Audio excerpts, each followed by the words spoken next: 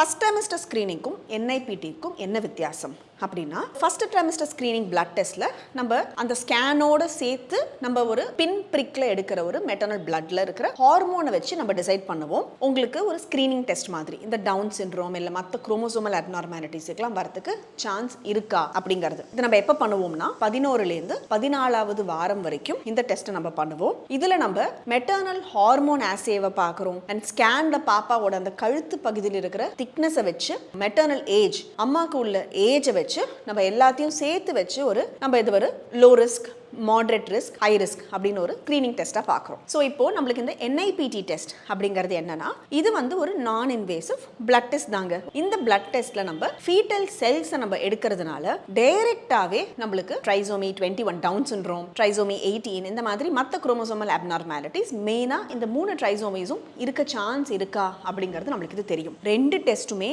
Screening test தான். இதுல screening பாசிட்டிவ்னு வந்ததுன்னா ஃபர்தர் டெஸ்டிங் பண்ணும்பொழுது தான் பேபி எப்படி இருக்கு அப்படிங்கிறது நம்மளுக்கு தெரியும். அப்படி இருக்கறச்சே இந்த என்ஐபிடில என்ன அட்வான்டேஜ் அப்படின்னு கேட்டீங்கன்னா, இதை நம்ம ஏர்லியாவே பண்ணலாம். 10 வாரத்திலேருந்து அந்த 14 வீக்ஸும் கிடையாது, அது தாண்டியுமே கூட நம்மளால இதை பண்ண முடியுது. ஃபர்ஸ்ட் ட்ரைமெஸ்டர் முன்னாடி பண்ணிட்டு இருந்த பிளட் டெஸ்ட்டுக்கு ஒரு 85 to 90% தான் சென்சிட்டிவிட்டி. ஆனா இப்போ இந்த என்ஐபிடிங்கிறதுல நம்மளுக்கு 99% சென்சிட்டிவிட்டி. கண்டிப்பா என்ஐபிடில நம்ம மிஸ் பண்ண முடியாது அந்த மாதிரி ஏதாவது விஷயம் இருந்ததுன்னா. ஒன்று தப்பா காமிக்கிறதுக்கான ரேட்டும் 0.1% தான். Falls positive rates are also only 0.1%. So இது இன்னும் ஒரு எஃபெக்டிவா இன்னும் ஸ்க்ரீன் பண்ணக்கூடிய ஒரு டெஸ்ட்டாக இருக்குது. அப்போ ஏன் எல்லாருக்கும் பண்ணிடலாமே அப்படின்னு கேட்டிங்கன்னா, அந்த என்ஐபிடிங்கிறது காஸ்ட்லியாக இருக்கக்கூடிய ஒரு டெஸ்ட்டாக இருக்குது, எல்லா இடத்துலையும் அவைலபிளாக இருக்காது அண்ட் அதை நம்ம கரெக்டாக பண்ண வேண்டியதும் ரொம்ப முக்கியமான ஒரு விஷயம். அப்படி இருக்கிறச்ச யார் டாக்டர் இந்த என்ஐபிடி பண்ணிக்கணும் அப்படின்னு கேட்டிங்கன்னா, ஒரு 35 வயசுக்கு மேலே ப்ரெக்னெண்ட்டாக இருக்கிறவங்க, ப்ரீவியஸ் ப்ரெக்னன்சியில் ஏதாவது இந்த மாதிரி ட்ரைசோமீஸோ இல்லை குரோமோசோமல் அப்நார்மாலிட்டிஸுக்கோ இல்லை பேபிக்கு குறைபாடுகள் இருந்திருக்க சான்ஸ் ஏதாவது இருக்குது அப்படின்னா,